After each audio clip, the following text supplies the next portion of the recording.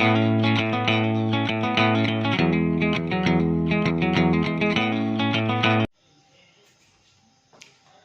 everyone.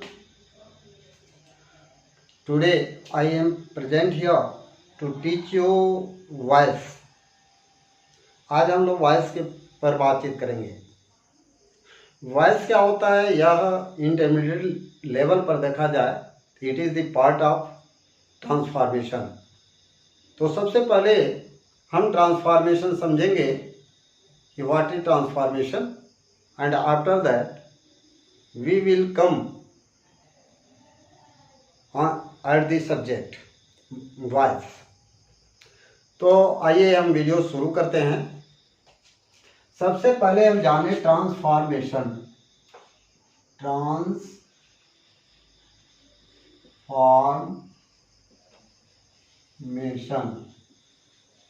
Students, ये जो transformation है वो ट्रांस से बना है। ट्रांस प्लस फॉर्म और प्लस सन, ट्रांसफॉर्मेशन। आप देख रहे होंगे ट्रांस का मतलब होता है ट्रांसफर से बना है। ट्रांस यानी कि स्थानांतरण। ट्रांसफर को के बारे में आप जानते हैं, इसका मतलब होता है स्थानांतरण।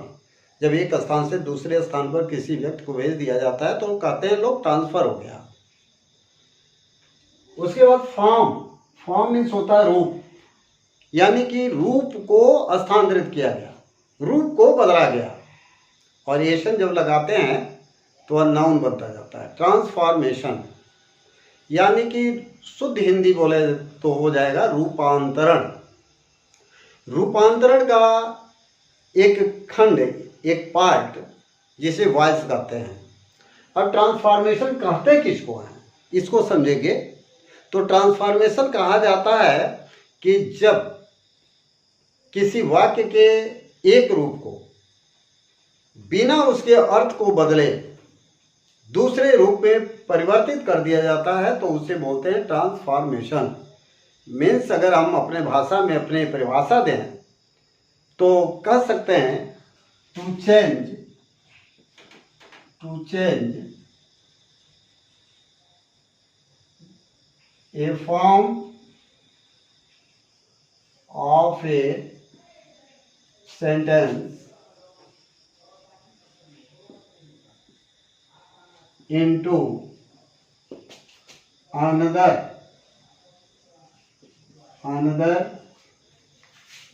form of a sentence without changing its sense is called transformation।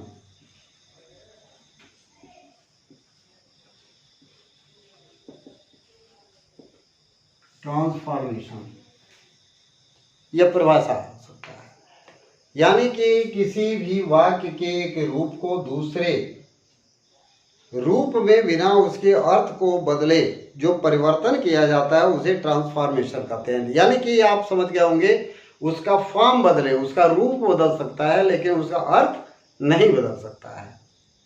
जैसे मान लीजिए कभी कभी आता है या इंटरमीडिएट लेवल पर पूछा जाता है कि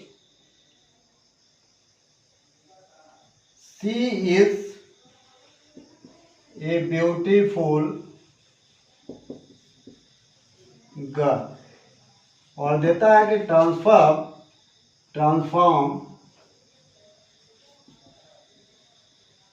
into नेगेटिव सेंटेंस। निगेटिव में इसको बदलना है, रूप परिवर्तित करना है। अब सी इज ए ब्यूटीफुल गर्ल, वह एक सुंदर लड़की है। तो ट्रांसफॉर्मेशन अगर करना है, केवल निगेटिव अगर बदलना है तब तो सीधे नॉट लगाइए, निगेटिव बन जाएगा। लेकिन अगर ट्रांसफॉर्मेशन करना है यानी कि रूपांतरण सिर्फ करना है तो रूपांतरण का अर्थ तो आप जान ही रहे हैं कि उसका रूप बदलना चाहिए, उसका अर्थ नहीं बदलना चाहिए। तो ऐसी स्थिति में हम क्या करेंगे कि बहुत सी तकनीकी अपनाया जाता है, उसको एक एक करके मैं ट्रांसफॉर्मेशन वाले खंड में जब मैं ट्रांसफॉर्मेशन पढ़ाऊंगा तो बताऊंगा।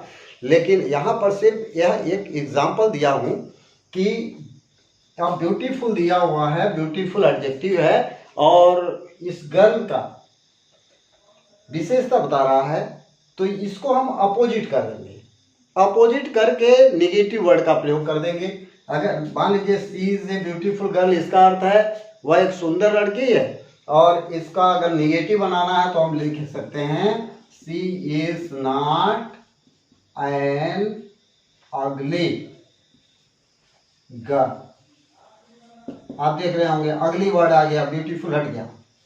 अगली ब्यूटीफुल का अपोजिट है।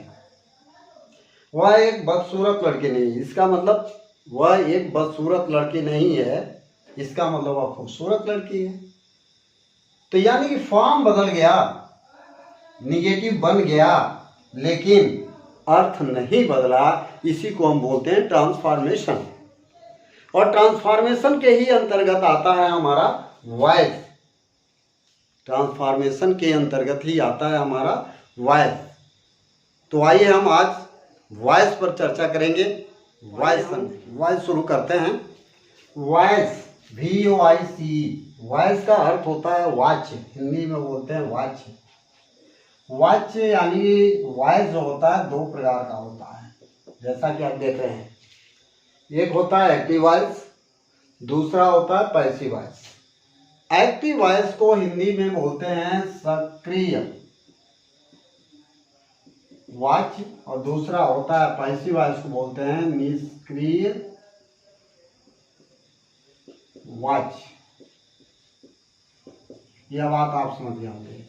सक्रिय और निष्क्रिय तो जानते होंगे। एक्टिव का मतलब होता है जो सक्रिय है, किसी काम को करने के लिए तैयार रहे हमेशा, वह लेचपन आलसपन महसूस न करे। और जो पैसिव होते हैं ना, वो आलसी होते हैं। जैसे मान लीजिए कोई रास्ते में जा रहा है, किसी ने कहा अबे सुन, और ऐसी स्थिति में अगर वो गया और कुछ कहा सुनी हुई, और मान लीजिए बुलाने वाले ने एक झापड़ मार दिया, तो दूसरे जो जिसको मारा वो गिरा करके उसका बाता तोड़ दे, खूब मारे, तो समझिए वो एक्टिव व्यक्ति है। लेकिन अगर एक झापड़ मार खा गया और फिर रोते हुए लौटता है तो वह पैसिव है और व्यक्ति निष्क्रिय है। इस प्रकार से एक्टिव और पैसिव होता है। तो ये व्यक्ति की व्यवहारिक जीवन की बातें हैं। लेकिन हमारे वॉइस में जो वाक्य होते हैं उसमें हम कैसे पहचाने कि कौन सा एक्टिव है और कौन सा पैसिव है। तो एक्टिव वॉइस का एक ही लक्षण है कि एक्टिव वॉइस का सब्जेक्ट हमेशा कार्य करता है। वह जो भी क्रिया होगी ना, वह सब्जेक्ट करेगा। जैसे ही राइट्स ए लेटर, यह एक वाक्य आप देख रहे हैं, इसमें सब्जेक्ट है ही, आप जानते भी है। क्रिया हो रही है एक पत्र लिखने का, यानी कि लिखने की क्रिया हो रही है। लिखता कौन है, सवाल यह है लिखता कौन है, तो आएगा आपका आंसर ही होगा कि लिखने वाला ही है, यानी कि सब्जेक्ट है। यानी कि सब्जेक्ट क्रिया कर रहा है, और जब सब्जेक्ट क्रिया करेगा तो इसका मतलब यह वाक्य किसमें है, तो एक्टिव वॉइस में है। और पैसिव वॉइस में सब्जेक्ट कार्य नहीं करता है, कार्य किसी दूसरे के द्वारा, ऑब्जेक्ट के द्वारा किया जाता है। सब्जेक्ट पैसिव होता है। जैसे इसको अगर ऐसे लिखे, a letter is written by him, बात तो वही हुआ। इसका मतलब वह एक पत्र लिखता है, और इसका अर्थ होता है एक पत्र उसके द्वारा लिखा जाता है। तो पत्र लिखने का ही तो क्रिया हो रही है, लेकिन कौन लिखता है, तो हिम लिखता है, यानी कि ऑब्जेक्ट के जगह पर आया हुआ है, हिम लिख रहा है। यानी कि सब्जेक्ट है ये अ लेटर, और जब सब्जेक्ट अ लेटर है, लेटर काम कर नहीं रहा है, तो यह क्या हुआ, पैसिव। तो इसलिए इस वाक्य को अगर सब्जेक्ट कार्य नहीं करता है कार्य किसी दूसरे के द्वारा किया जाता है और वह सब्जेक्ट निष्क्रिय होता है, तब वह होता है पैसिव वॉइस, उसी को बोलते हैं पैसिव वॉइस। ये जान लीजिए। अब सवाल है कि एक्टिव से पैसिव हम कैसे बनाते हैं, how to change active voice into passive voice, और आप कैसे यह काम करेंगे जो बड़े आसानी से समझ आ जाए, मतलब सही हो, कहीं गलती कि how to change active voice into passive voice, active voice को पैसिव वॉइस में कैसे बदलें। तो ध्यान पूर्वक आप देखेंगे, एकाग्र होकर देखिएगा, वीडियो को स्किप मत कीजिएगा। पूरा वीडियो अगर देख लेंगे तो वॉइस में कहीं भी डाउट नहीं रह जाएगा और बड़े आसानी से आप वॉइस को कर पाएंगे। इसलिए आप अगर हो सके तो नोट्स भी करते रहिए। जरा देखेंगे, एक्टिव वॉइस, कोई भी वाक्य जो होता है, चाहे एक्टिव हो चाहे पैसिव हो, सबसे पहले सब्जेक्ट आता है, फिर वर्ब आता है, फिर ऑब्जेक्ट आता है। सब्जेक्ट, वर्ब, ऑब्जेक्ट, यह क्रम है जो बहुत दिनों से मैं बता रहा हूँ। जब मैं 10th चालू किया, सेंटेंस बनाना चालू किया था, तभी से मैं बता रहा हूँ और मुझे मालूम है कि आपको अब तक याद हो गया होगा।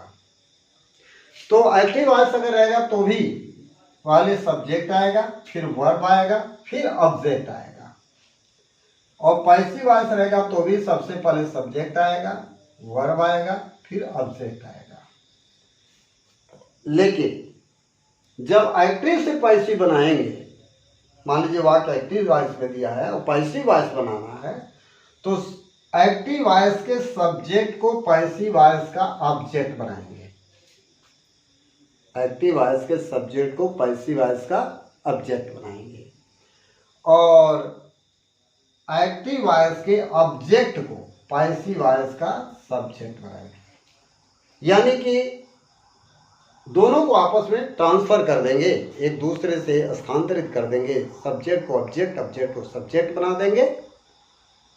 अगर आपने ऐसा नहीं किया तो आप देख रहे हैं ना, ये किस चीज का चिन्ह बन रहा है, या किस चीज का चिन्ह है, क्रॉस का चिन्ह है, या दो चीज़ों का चिन्ह है। एक तो मेडिकल विभाग वाले यूज करते हैं और दूसरा यह खतरे की निशानी होती है। बस पर भी देखे होंगे आप कि ये क्रॉस का चिन्ह बनाकर यहाँ हड्डी लगा दी जाती है, या इलेक्ट्रिसिटी के पोल पर आप देखे होंगे कि एक क्रॉस बनाया जाता है, उस पर एक हड्डी खोपड़ी लटका दी जाती है और लिखा जाता है सावधानी घटी दुर्घटना घटी।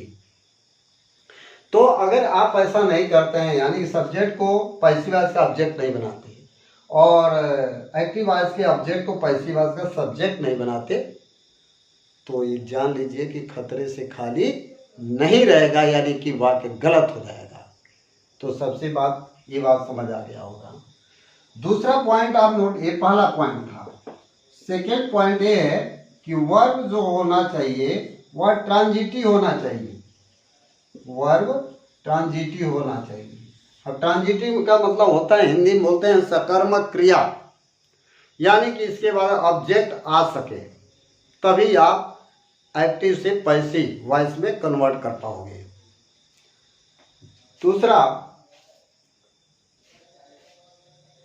तीसरा पॉइंट यह है कि ऑब्जेक्ट से पहले, ऑब्जेक्ट जो होगा पैसिव वॉइस का ऑब्जेक्ट, पैसिव वॉइस का जो ऑब्जेक्ट होगा उसके पहले हम बाई का प्रयोग करते हैं। अधिकतर बाई का प्रयोग करते हैं, हमेशा नहीं, अधिकतर।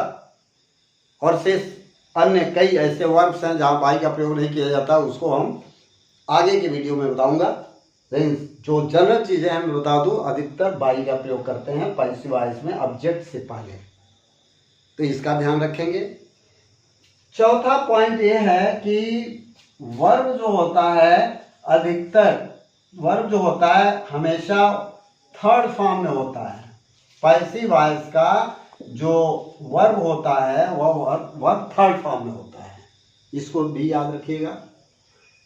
तीन बार पहला पॉइंट ये बताया कि एक्टिव वॉइस के सब्जेक्ट को पैसिव वॉइस का ऑब्जेक्ट बनाते हैं और एक्टिव वॉइस के ऑब्जेक्ट को पैसिव वॉइस का सब्जेक्ट बनाते हैं, यानी सब्जेक्ट और ऑब्जेक्ट का स्थान बदल जाता है।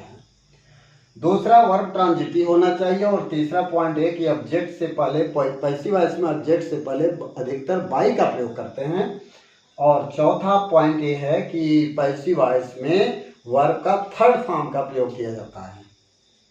यह कुछ मुख्य पॉइंट है जो आपको ध्यान में रखना है। और कुछ ऐसे वर्ब्स हैं, कुछ ऐसे टेंस हैं जिनका हम पैसिव वॉइस नहीं बनाते हैं। तो आप ध्यान से देखेंगे किन किन टेंसों का पैसिव वॉइस नहीं बनाया जाता है। आप जानते हैं कि टेंस में बता चुका हूं कि 12 टेंस होता है। 12 टेंस में सिर्फ 8 टेंस का पैसिव वॉइस बन पाता है, सिर्फ 4 टेंस का हम पैसिव वॉइस नहीं बनाते हैं। तो 4 टेंस कौन कौन से हैं? तो पहला है प्रेजेंट परफेक्ट कंटिन्यूअस टेंस, दूसरा है पास्ट परफेक्ट कंटिन्यूअस टेंस, तीसरा है फ्यूचर परफेक्ट कंटिन्यूअस टेंस, और चौथा है फ्यूचर कंटिन्यूअस टेंस, सिर्फ कंटिन्यूअस, फ्यूचर कंटिन्यूअस टेंस। इसका हम पैसिव वॉइस नहीं बनाते हैं। ये 4 टेंस समझ में आ गया होगा कि 4 टेंस का पैसिव वॉइस नहीं बनाया जाएगा। तो कितने टेंस का बनाना है? अब 4 टेंस का नहीं बनाना है तो माइनस कर दीजिए, इक्वल टू 8। इसका मतलब हुआ 8 टेंस का ही पैसिव वॉइस बनता है और बनाया जाता है। आइए देखते हैं उस वर्ब को, पैसिव वॉइस और एक्टिव वॉइस के वर्ब को। टेंस दिया गया है। पहला जो टेंस है प्रेजेंट इंडेफिनिट टेंस या simple present tense. Simple present tense में एक्टिव वॉइस का जो वर्ब्स होता है आपको पढ़ाया जा चुका है कि वर्ब का फर्स्ट फॉर्म होता है, उसमें कहीं कहीं यस कहीं कहीं यस जुड़ा रहता है, कहीं कहीं नहीं जुड़ा होता है। निगेटिव की बात करें तो डू डज के साथ निगेटिव वर्ड और वर्ब का फर्स्ट फॉर्म लगता है, यस यस नहीं लगता है, यह मैं टेंस में पढ़ा चुका हूँ। लेकिन पैसिव वॉइस, यही चीज जब पैसिव वॉइस में जाता है तो वहां यह रूप नहीं रह जाता है, हो जाता है सब्जेक्ट के अनुसार इज एम आर के में से कोई किसी शब्द को लगाते हैं, उसके बाद वर्ब का थर्ड फॉर्म। ये बताया जा चुका है कि वर्ब का थर्ड फॉर्म हमेशा यूज किया जाता है। आप जहां भी देख रहे होंगे वर्ब का थर्ड फॉर्म यूज देख रहे होंगे। केवल इसी ध्यान पर, हेल्पिंग वर्ब पर ध्यान देना है आपको। इसके बाद पास्ट इंडेफिनिट या सिंपल पास्ट टेंस में आप जानते हैं कि वर्ब का सेकेंड फॉर्म, यहाँ वर्ब का फर्स्ट फॉर्म, यहाँ वर्ब का सेकेंड फॉर्म यूज किया जा रहा है। इसी प्रकार से पैसिव वॉइस में जहाँ इज एम आर का प्रयोग किया गया है वहीं पर वाज वर्ब का प्रयोग किया जाएगा और वर्ब का थर्ड फॉर्म तो रहेगा ही रहेगा। निगेटिव बनाने के लिए बस हेल्पिंग वर्ब बाद नॉट लगाइए, निगेटिव होगा चाहे एक्टिव में हो चाहे पैसिव में हो, और इसी शब्द को आप सब्जेक्ट से पहले रखते जाएंगे तो वह इंट्रोगेटिव भी बनता जाएगा। बड़ा सामान्य सी बात है, इसको सिर्फ ब्रेन की जरूरत है। अगर आपके पास कॉमन सेंस है, ब्रेन है, तो बहुत जल्दी कैच कर लेंगे और बहुत आसानी से आप एक्टिव से पैसिव कन्वर्ट कर लेंगे। फ्यूचर इंडेफिनिट या सिंपल फ्यूचर टेंस के बारे में है कि विल और शैल के साथ वर्ब का फर्स्ट फॉर्म यूज किया जाता है एक्टिव वॉइस में। लेकिन पैसिव वॉइस जब आता है तो विल शैल तो रहेगा ही रहेगा, लेकिन उसी के साथ बी एक शब्द और विल्स और शैल यानी कि हेल्पिंग वर्ब के बाद बी शब्द जुड़ जाता है और वर्ब का थर्ड फॉर्म तो पैसिव वॉइस में लगता है, यूज होता है। अब है कंटिन्यूअस, प्रेजेंट पास्ट और फ्यूचर कंटिन्यूअस की बात हो रही है। प्रेजेंट कंटिन्यूअस में इज एम आर का प्रयोग करेंगे, वर्ब के फर्स्ट फॉर्म में आईएनजी जोड़ा जाता है एक्टिव वॉइस में। लेकिन पैसिव वॉइस में जब होगा तो इज एम आर के साथ बीइंग आ जाएगा, बी में आईएनजी जोड़ेंगे, बी में आईएनजी जोड़ेंगे, क्योंकि बी जो होता है ना सारे हेल्पिंग वर्ब का पेरेंट होता है, वह मेन वर्ब होता है। तो बी में आईएनजी जोड़ेंगे और वर्ब का थर्ड फॉर्म तो प्रयोग करना ही करना है पैसिव में। पास्ट कंटिन्यूअस है तो जहां इज एम आर का प्रयोग किया गया है वहीं पर वाज वर्ब, यहाँ पर भी वाज वर्ब का प्रयोग करेंगे, बीइंग का प्रयोग करेंगे, वर्ब का थर्ड फॉर्म प्रयोग करेंगे। फ्यूचर कंटिन्यूअस की बात होगी तो विल शैल के साथ बी लग जाता है और फिर एक्टिव वॉइस में और वर्ब के फर्स्ट फॉर्म में आईएनजी जोड़ते हैं, यह एक्टिव वॉइस में होता है। इसलिए पैसिव वॉइस में चूंकि बी का प्रयोग किया जा चुका है इसलिए पैसिव वॉइस उसका नहीं बनता है। और आप देख रहे हैं एक्स एक्स एक्स एक्स का मतलब हुआ नो पैसिव वॉइस। और ये बताया जा चुका है आपको, पैसिव वॉइस कुछ टेंस का पैसिव वॉइस नहीं बनता है। तो तीनों का परफेक्ट कंटिन्यूअस नहीं बनता है और फ्यूचर का कंटिन्यूअस भी नहीं बनता है। इस प्रकार से 4 टेंस होते हैं जिनका हम पैसिव वॉइस नहीं बनाते हैं। परफेक्ट की बात करें तो present perfect tense, past perfect tense, future perfect tense. Present perfect tense में क्या होता है, हैज हैव के सहायता से हैज हैव का प्रयोग होता है, फिर वर्ब का थर्ड फॉर्म प्रयोग करते हैं। लेकिन जब पैसिव वॉइस बनाएंगे ना तो हैज हैव के बाद एक शब्द बढ़ जाता है बिन, और बिन के बाद वर्ब का थर्ड फॉर्म। वर्ब का थर्ड फॉर्म तो प्रयोग हो ही रहा है पैसिव वॉइस में।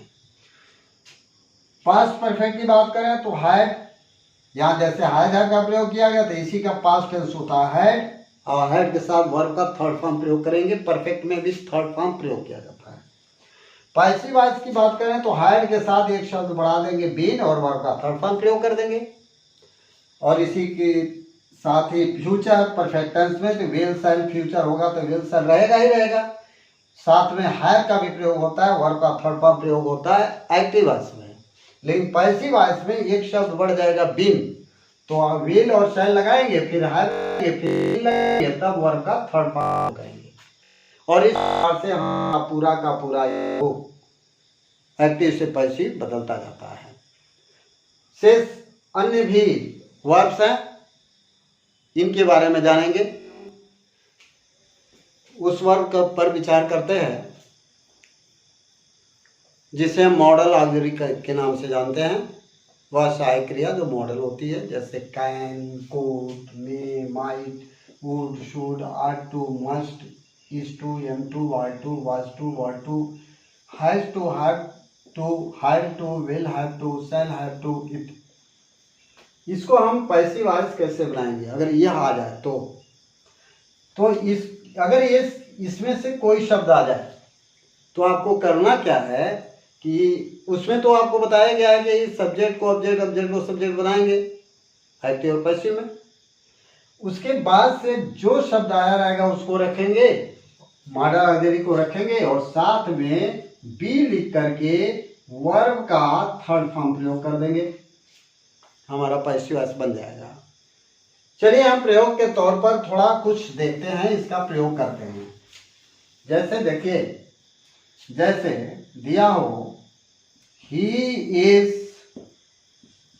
प्लेइंग फुटबॉल, बहुत एक इजी सेंटेंस लिया हूं, ही इज प्लेइंग फुटबॉल। अगर आपसे पूछे तो आप तुरंत बता देंगे कि यह प्रेजेंट कंटिन्यूअस टेंस है, क्योंकि इज लगा है प्रेजेंट टेंस और वर्ब में आईएनजी जुड़ा है तो continuous tense, present continuous tense.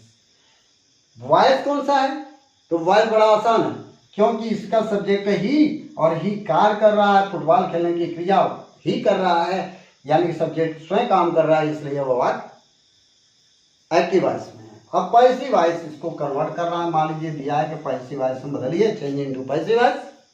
अब पैसिव वॉइस में बदलना है तो मैं बता चुका हूं कि सब्जेक्ट को ऑब्जेक्ट और ऑब्जेक्ट को सब्जेक्ट बनाते हैं। तो यहाँ सब्जेक्ट ये है और ऑब्जेक्ट फुटबॉल है। फुटबॉल को हम सब्जेक्ट बनाएंगे तो ये हो जाएगा फुटबॉल।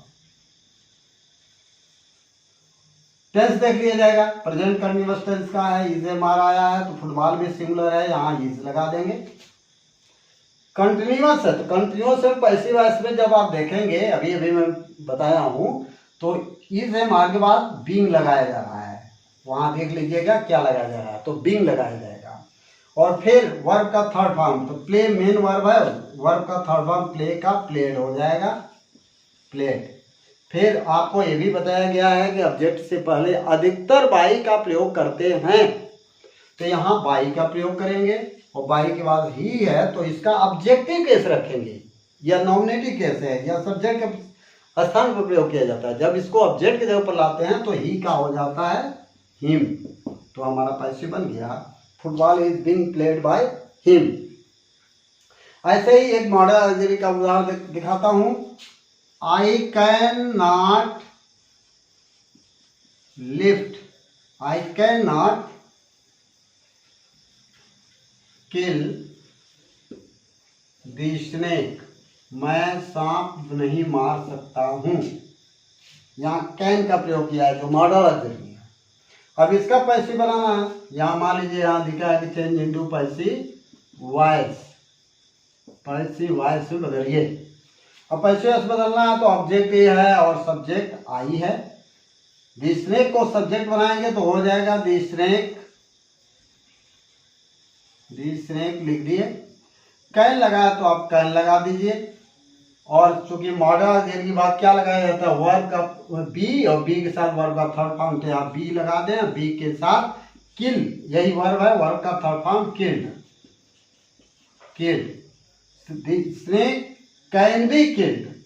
और फिर बाई हम यूज कर देंगे और बाई के बाद लिखेंगे आई है तो इसका ऑब्जेक्टिव केस हो जाएगा मी, तो ये हो जाएगा the snake can be killed by me, यानी कि सांप को मेरे द्वारा नहीं मारा जा सकता है।